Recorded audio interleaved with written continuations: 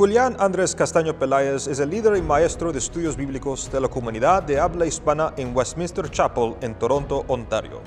Ha hablado en varias iglesias de habla hispana y ha viajado por equipar y edificar a las comunidades cristianas en la teología bíblica en Colombia, Costa Rica y Cuba.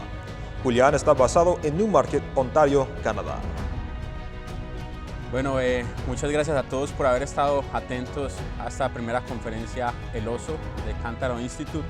Ha sido para nosotros realmente un privilegio y un placer poder compartir con ustedes la palabra, dar a conocer esas enseñanzas que sin duda van a ser de bendición no solamente para individuos de forma personal, sino para la iglesia en general en toda Iberoamérica. Es para nosotros realmente un compromiso poder seguir dando a conocer el Evangelio, la Escritura, el poder que hay en la palabra para llamar hombres al arrepentimiento, a la salvación, para dar nueva naturaleza. Así que para nosotros seguirá siendo un compromiso como instituto y esperamos que ustedes puedan seguir acompañándonos, que puedan seguir disfrutando de los recursos que están proveyendo. Gracias a todos aquellos que se han inscrito y los que verán posteriormente estas conferencias por las redes sociales, pues les pedimos que las distribuyan y que las den a conocer con sus familiares, con sus hermanos, con sus amigos y con sus ancianos, para que la reforma siga avanzando y para que el poder del Evangelio siga siendo dado a conocer. Esta será la última conferencia, así que voy a comenzar leyendo Isaías 40, versículos 8 al 10. Dice así la palabra del Señor. Sécase la hierba, marchítase la flor, mas la palabra del Dios nuestro permanece para siempre. Súbete sobre un monte alto, anunciadora de Sión. Levanta fuertemente tu voz, anunciadora de Jerusalén. Levántala, no temas. Di a las ciudades de Judá, ved, aquí está el Dios nuestro. He aquí que Jehová el Señor vendrá con poder, y su brazo señoreará. He aquí que su recompensa viene con él, y su paga delante de su rostro. Entonces, nosotros hoy en día estamos viviendo días muy especiales, días que hermanos en años anteriores jamás se hubieran podido imaginar que estaríamos viviendo. Si tú tienes acceso a internet, y seguramente lo tienes, por eso estás viendo estas conferencias, déjame decirte algo que puede sorprenderte. Esta condición no fue así siempre. Hace unos 15 o 20 años hubiera sido casi imposible descifrar o pensar el nivel de alcance o de influencia que tendrían las redes sociales o la media durante nuestros días. La generación de nuestros días está viviendo lo que en el siglo XVI se conoció como el auge de la imprenta, si se quiere. Nosotros podemos hablar del auge de las redes sociales y de la globalización por medio del internet, algo similar, como un símil a lo que pasó durante la época de la Reforma, como estoy seguro que ustedes bien saben que pasó.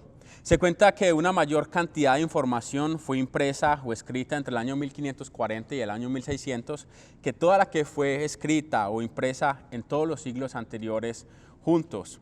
Y todos estos datos son de gran importancia histórica.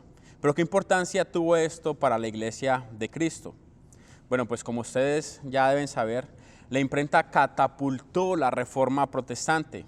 Y así como en nuestros días en la internet se puede encontrar un alto contenido de lo que nosotros conocemos como cristianismo, como sana teología, como sana enseñanza, asimismo en el siglo XVI se estima que el 50% de los libros impresos eran de carácter religioso o espiritual y un porcentaje mucho más alto trataba con esos temas espirituales de forma indirecta. Así que por lo menos un 50% de forma directa y un porcentaje mucho más alto, se estima que hasta un 85% de forma indirecta trataba con temas religiosos.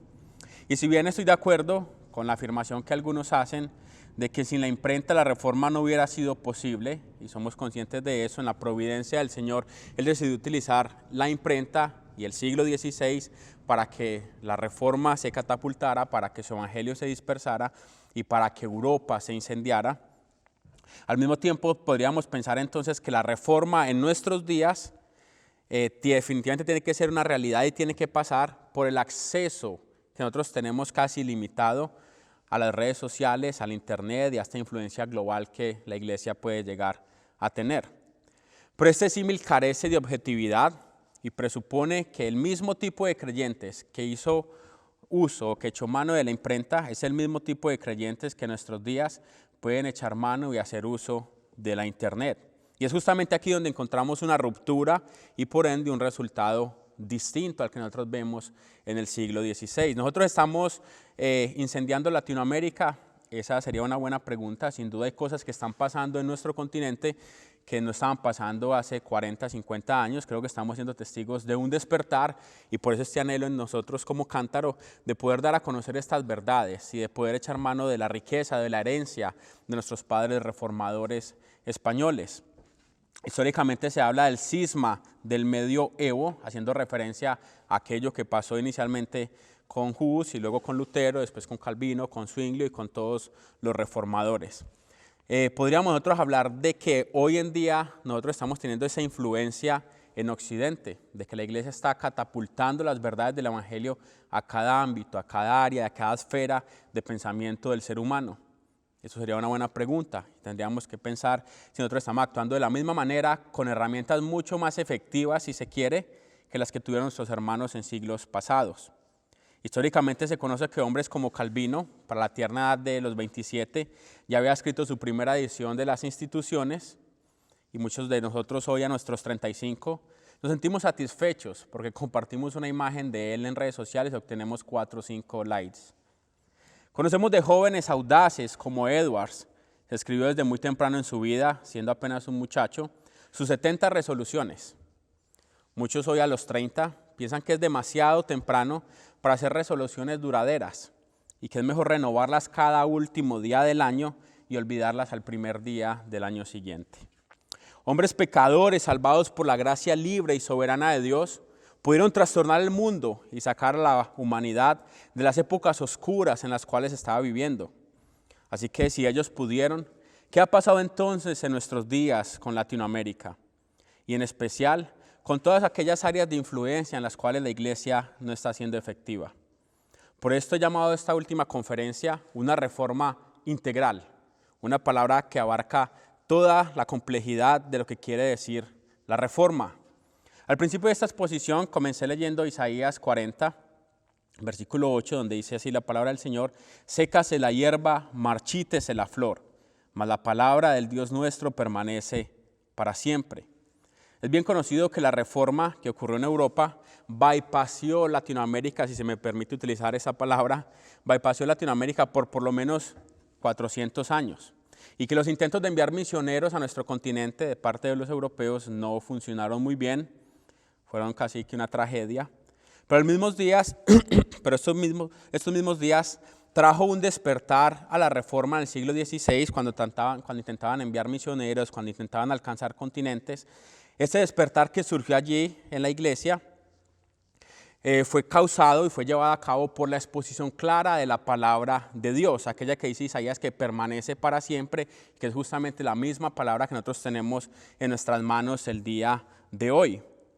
Con gran agrado hemos sido testigos de cómo en los últimos años el Espíritu Santo le ha placido traer este despertar a la iglesia hispana, y este despertar está llevando a cabo muchas cosas que están cambiando en nuestro tiempo, en nuestra iglesia y en nuestra sociedad. Hoy tenemos muchos referentes, hoy tenemos muchas iglesias, que al igual que en el siglo XVI, XVII y XVIII, no necesariamente de forma homogénea, como tampoco lo fue en los días de la Reforma, en sus pensamientos coinciden o concordamos exactamente en cada detalle y en cada coma o en cada tilde. Pero sí estamos de acuerdo en algo, en la pureza, en la riqueza y en el poder del Evangelio, en el poder que tiene Cristo para salvar, para transformar y para cambiar y para declarar nosotros desde las azoteas, desde los lugares altos, desde los púlpitos, que Cristo es poder de Dios para salvación y que Él es un suficiente Salvador, que un poderoso Salvador nos ha levantado el Señor en la casa de David. Pero sí estamos unidos entonces por este gran deseo de exponer el Evangelio, de exaltar a Cristo, de dar a conocer las Escrituras, de buscar la gloria de Dios en todos y cada uno de los ámbitos, no solo de la iglesia, pero además de la sociedad, entendiendo que ésta le pertenece por completo a Cristo, que no hay ni un solo milímetro de la creación que Cristo no reclame como suyo. Así que quiero que analicemos la reforma en nuestros días, por lo menos en 3 aspectos fundamentales en los cuales los padres reformadores siempre estuvieron enfocados. El primero, un entendimiento correcto de la Escritura. El segundo, una aplicación correcta a cada aspecto de la vida. El tercero, el involucramiento de las emociones y sentimientos en nuestro servicio a Dios. La doctrina de la Reforma siempre ha sido conocida por su claro entendimiento y simplicidad, hasta donde eso es posible, de las doctrinas fundamentales del cristianismo. un entendimiento correcto de las Escrituras, nosotros podemos hablar con toda tranquilidad de teología propia, de soteriología, de cristología, neumatología. Y es justo allí donde empieza esta reforma a tomar forma, si se quiere, y a generar en nosotros ese orgullo santo, de somos reformados, entendemos la teología propia, entendemos la soteriología, entendemos la neumatología. Y ahí es donde nosotros comenzamos a tener una mente con mucha más luz. Pero para hombres como Calvino, que vivió en un contexto cultural un poco distinto al nuestro, él planteó en sus instituciones que no se puede hablar de un entendimiento correcto si este no afecta a nuestra manera de vida, lo más profundo y superficial de nuestro ser. Déjenme repetir eso. No se puede hablar de un entendimiento correcto de las Escrituras si esto no afecta a nuestra manera de vida, en lo más profundo y superficial de nuestro ser. ¿Y por qué menciono que el contexto cultural de Calvino fue distinto? Bueno, porque sin duda lo era. Primero, él era un teólogo que fue conocido como el primer teólogo humanista. No era tan distinto a nosotros como a lo mejor lo fue Lutero, que fue conocido como el último teólogo medieval. Sabemos que Lutero era más un hombre de pueblo, Calvino era más un hombre de ciudad. En ese aspecto tenemos más cercanía con él, a su contexto y a su cultura. Pero él utilizó cada medio que estaba a su alcance, fuera en lo rural o fuera en lo citadino, para glorificar a Cristo y para dar a conocer su nombre. Su pensamiento reformó totalmente su intención con el mundo y con aquella sociedad que lo rodeaba y en la que él vivía. Y este es sin duda un patrón que vemos repetirse claramente en la Escritura, con los apóstoles, con los profetas y con cada laico que ha sido parte del pueblo del Señor y de la Iglesia Santa. Recuerden esa famosa frase, esa famosa historia que se cuenta de Agustín cuando después de que fue transformado, Agustín, soy yo. Y Agustín voltea y le dice a esta persona que lo llama así, pero yo ya no soy yo. Estos hombres que fueron transformados por el poder del Evangelio reconocían y entendían de que su ser no podía seguir siendo el mismo, de que su personalidad ha sido trastornada para traer gloria a Cristo. Por eso Pablo exclamó en Gálatas 2:20, con Cristo estoy juntamente crucificado. Ya no vivo yo, mas Cristo vive en mí. Y lo que ahora vivo en la carne, lo vivo en la fe del Hijo de Dios, el cual me amó y se entregó a sí mismo por mí. Así que el entendimiento correcto de la persona de Dios y las demás doctrinas bíblicas movieron al mundo del siglo XVI, XVII, XVIII a tener un impacto cultural, moral, económico, social y sin duda político, que si algunos de ellos vieran cómo muchos cristianos se conducen el día de hoy, teniendo una ortodoxia correcta, un entendimiento conservador y bíblico acerca de las verdades del Evangelio, proclamarían como lo hizo Spurgeon alguna vez. Estos hombres no parecen encontrar un tesoro, sino que encontraron un pedazo de vidrio roto por la forma o la dicotomía o la desconexión que hay entre cómo vive el creyente que entiende la reforma, que entiende las doctrinas de la gracia, que entiende el Evangelio y la forma en la cual él se conduce en la sociedad en la cual vive. Así que la doctrina reformada ahora ha llegado a Latinoamérica, pero su impacto y su transformación al mundo hispanohablante es muy incipiente aún. Estamos en los primeros días de la reforma en Latinoamérica, a pesar de que ya podemos hablar de por lo menos 30, 40 años en los cuales ha comenzado este despertar, pero sus efectos aún siguen siendo muy limitados, por lo menos a lo que es el área fuera de la iglesia. ¿A qué se debe? ¿Será falta de un entendimiento exegético? ¿Será acaso que no se ha llegado a entender el Evangelio, por lo menos en sus implicaciones más básicas? Saben, yo creo que no es así. Yo creo que el problema aquí no es de exégesis, no es de predicación expositiva, no es de falta de enseñanza profunda. Yo creo que en eso está abundando la iglesia reformada en Latinoamérica. ¿Qué es lo que ha faltado entonces? Bueno, yo pude ser testigo en los últimos años de cómo esta exposición bíblica es bastante robusta, bastante perspicua, bastante clara y profunda.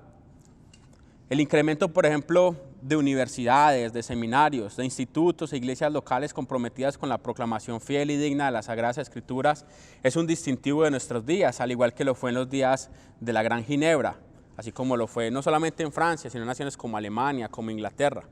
Entonces creo que en cuanto a este aspecto, la reforma en Latinoamérica va bien. Puede ser mejor, pero va bien. Pero aún podemos hablar de una reforma integral. Yo diría que uno de los grandes problemas que encontramos, como lo expresaron los puritanos, es que los hombres no solamente necesitan luz para su mente, sino que necesitan calor para su corazón, o fuego, era como ellos lo definían.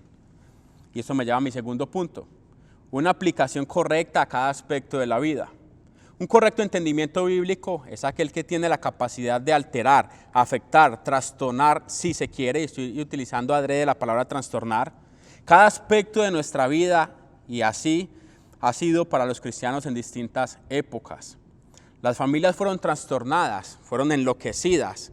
¿Por qué? Porque para los puritanos, por ejemplo, una sociedad altamente influenciada por la doctrina reformada, para ellos era un compromiso vital que cada familia, que cada hogar, que cada grupo social que se movía dentro de la iglesia tuviera un pastor dentro de su techo. Entonces cada padre y cada esposo era un pastor dentro de su hogar. Ellos entendían muy bien el compromiso de instruir a sus hijos bíblicamente en la disciplina de amonestación del Señor, de santificar a sus esposas, de enseñar las Escrituras, de llevar devocionales, de enseñar con claridad el poder del Evangelio al acostarse, al levantarse, al ir de camino. Eso era un distintivo de las familias de las iglesias reformadas. La economía fue trastornada. Cada empleado procuraba hacer lo mejor para el Señor. Se hablaba de que si usted pasaba por una calle en la época de los puritanos, en las cuales había un cristiano que era el que la limpiaba, usted podía sentarse a comer en ella. Se decía, por aquí pasó alguien comprometido con su trabajo, y más que comprometido con su trabajo, comprometido por hacer las cosas para la gloria del Señor. La política fue trastornada.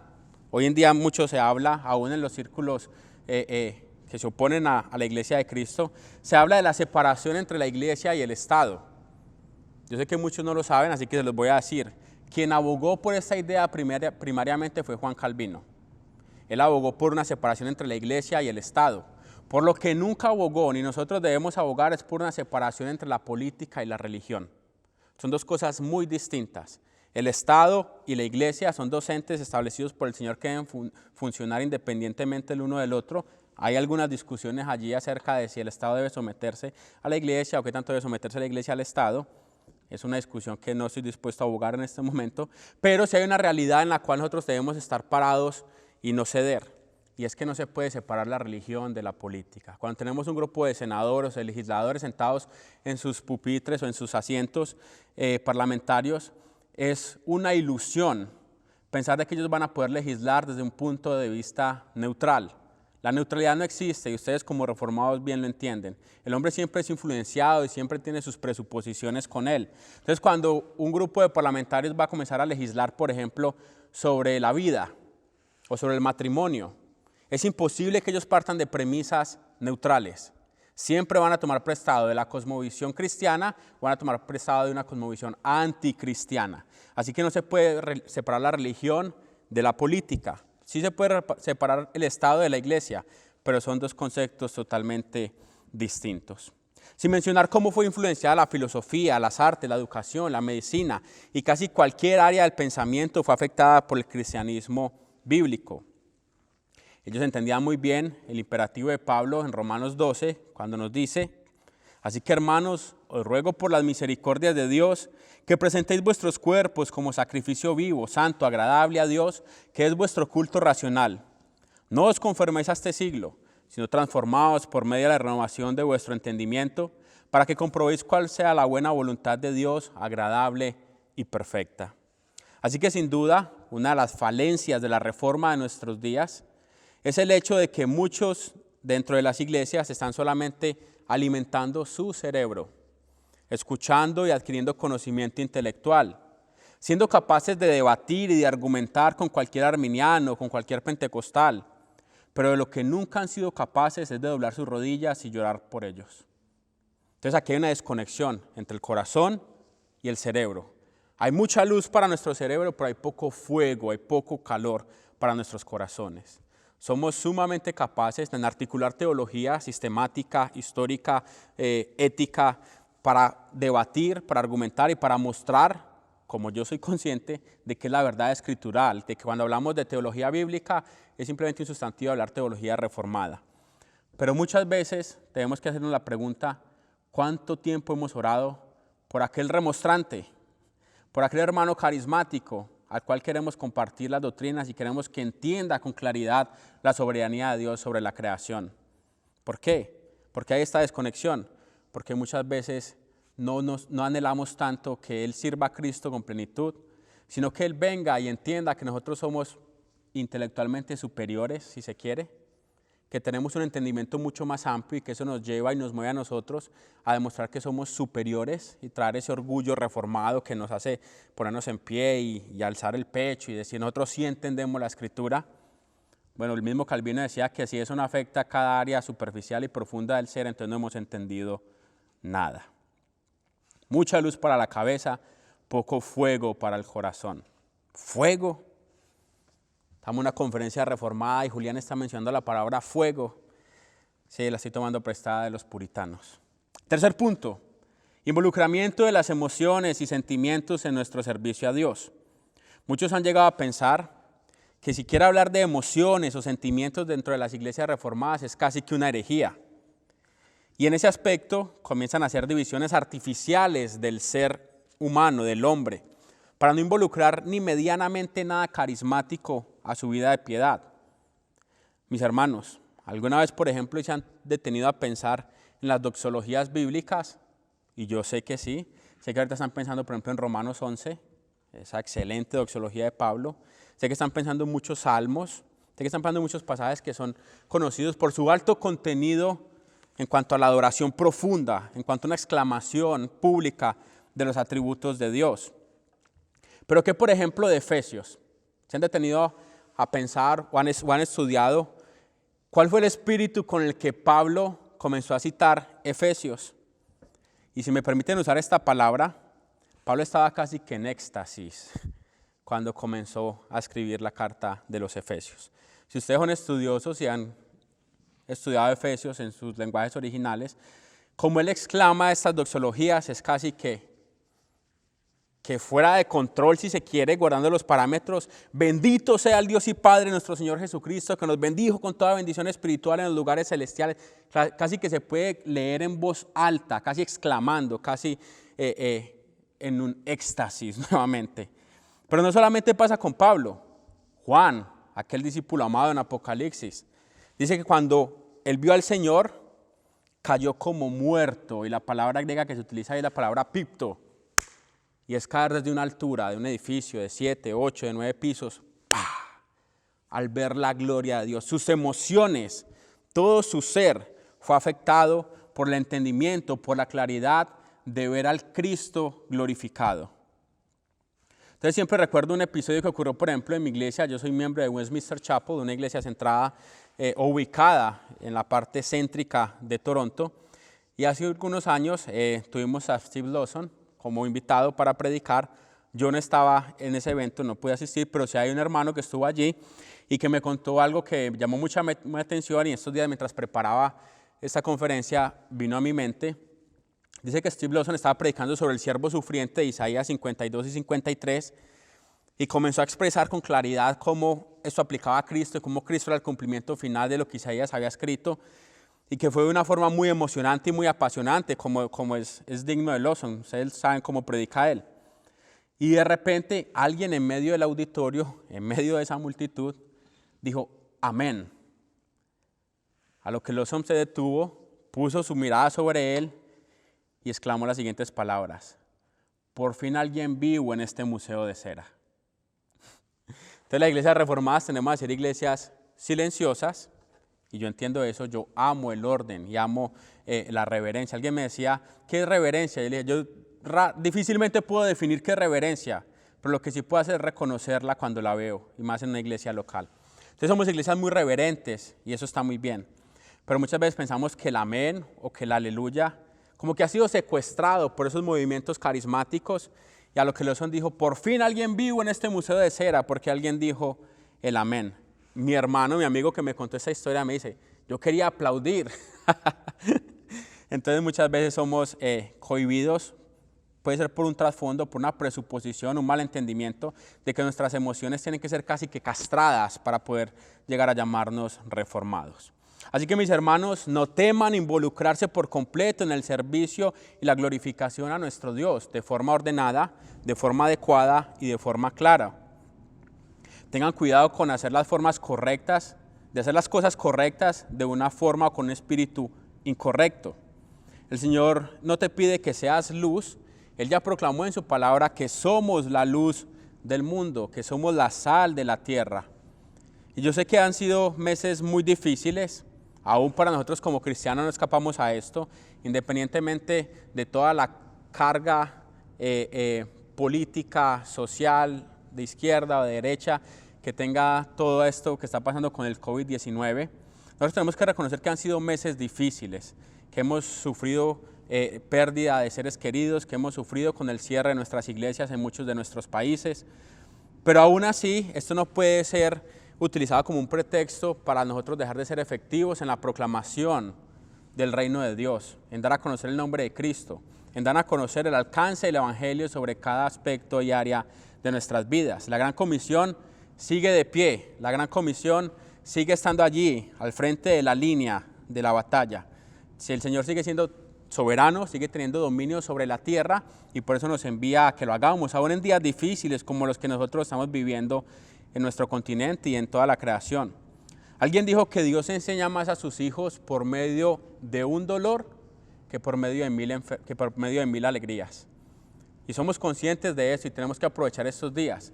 Son días en los cuales muchos dentro de nuestras iglesias están siendo afectados, pero también están siendo días en los cuales muchos se están acercando a la iglesia, se están acercando a Cristo y muchas iglesias están siendo bendecidas por estos días de prueba, por estos días difíciles. ¿Por qué? Porque muchas veces el Señor nos enseña más por medio de una sola prueba que por medio de mil alegrías.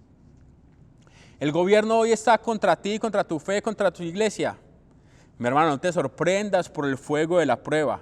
Lutero, Calvino, Zwinglio, Knox, Casiodoro, Cipriano, entre muchos otros, se tuvieron que enfrentar al más grande y poderoso imperio de sus tiempos. Ojo, sin la Carta de los Derechos Humanos, sin las Naciones Unidas, pero sí con la meta de glorificar a Cristo aún con sus propias vidas y en medio de su propia muerte. La pandemia ha afectado a tu familia o tu iglesia. No te sorprendas del fuego de la prueba que ha venido, mi hermano. Para la época de la Reforma, la peste mató a la tercera parte de la población global. Idelle de Bouret, algunos de ustedes saben quién es, fue la esposa de Juan Calvino. Ella murió por la peste. Y esto impidió que Calvino siguiera adelante con la proclamación del Evangelio, con la clara exposición sistemática que él hizo acerca de las doctrinas bíblicas. Claro que no. Él vio esto como un medio por el cual Dios estaba formando su carácter y estaba trayendo consuelo, estaba trayendo reconciliación en medio de estas pruebas entre él y aquellos ámbitos y aspectos de su vida que él consideraba ajenos a la palabra. Así que no tenemos permiso ni en medio de esta pandemia para deshacernos o para tratar de esquivar el mandato que tenemos en la Gran Comisión de dar a conocer a Cristo. Si se torna difícil tu vida cada vez que quieres dedicarte a la piedad y a las buenas obras, no te sorprendas por el fuego de la prueba, mi hermano. Ustedes saben cómo llamaban a la escuela de Ginebra. La escuela de Ginebra era conocida como la escuela de la muerte. ¿Y por qué le decían la escuela de la muerte a la escuela de Ginebra? Porque tu expectativa de vida, si querías ser un graduado de la escuela de Ginebra, era de 6 meses. O sea, estabas aquí tirando el birrete hacia arriba y estabas diciendo, me quedan 6 meses de vida cuando mucho. Voy a salir a proclamar estas verdades del Evangelio contra unas cruzadas, contra un imperio y contra un ejército que está dispuesto a matar para que yo no dé a conocer que el Evangelio es poder de Dios para salvación. La escuela de la muerte. Así que no te sorprendas por el fuego de la prueba si el Estado o aún muchas personas que se proclaman ser evangélicas te persiguen o te acosan por causa de las verdades que tú estás proclamando. Lo primero que veía Calvino al ir a Noyon o a París era hombres siendo quemados por ser encontrados luteranos o protestantes. Y esto lo único que hizo fue incendiar el fuego que había en su corazón y su piedad por dar a conocer el nombre de Dios.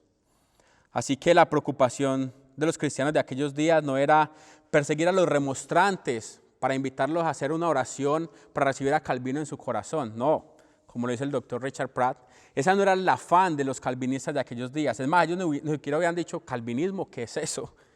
Ellos simplemente eran conocidos como aquellos protestantes o aquellos hermanos separados o aquellos herejes o luteranos que estaban proclamando la verdad del Evangelio al populus, a la gente del común, abriendo las Escrituras. y ellos no andaban persiguiendo a estos remonstrantes, a estos arminianos, para decirles, usted tiene que recibir a Calvino en su corazón. No, nada de eso. Su afán era la gloria de Cristo y la proclamación del reino de Dios. Así que mis hermanos, como dice Hebreos 12:1, teniendo en derredor nuestro tan grande nube de testigos, despojémonos de todo peso y del pecado de aquello que nos asedia y corramos con paciencia la carrera que tenemos por delante. ¿Qué carrera tenemos por delante? El florecimiento y el avance del reino de Dios. Nada más que eso. Las puertas del Hades no van a prevalecer contra la iglesia. El Señor ha prometido que su iglesia será llevada a gloria y que Él estará con nosotros hasta el fin del mundo. Y así va a ser. Y eso incluye la iglesia en Latinoamérica. Y eso incluye que nos levantemos como aquellos que hemos recibido más luz y que tenemos mayor responsabilidad de clamar, de doblar nuestras rodillas y de llorar por aquellos que están separados y alejados de nuestro buen Dios. Busquemos pues una reforma integral que comience en el seno mismo de nuestro hogar y de nuestras iglesias. Si ustedes han leído a Martin Lloyd-Jones en su libro Los Puritanos, él hace mucho énfasis, utiliza una y otra vez una palabra que muchas veces genera también picazón dentro de las iglesias reformadas, y es la palabra avivamiento. La utiliza Martin Lloyd-Jones en su libro infinidad de veces. Y él habla de este avivamiento como un despertar dentro de las iglesias locales. Los avivamientos no suceden en lo etéreo o en las plazas públicas o en las plazas de los moles en nuestro contexto, no. Suceden dentro del seno mismo de las iglesias locales que comienzan a tener un amor y una pasión por el estudio profundo y claro de las Escrituras, y ese estudio profundo y claro comienza a afectar sus hogares, sus familias, sus trabajos y todo el ambiente en el cual los cristianos se desenvolvían.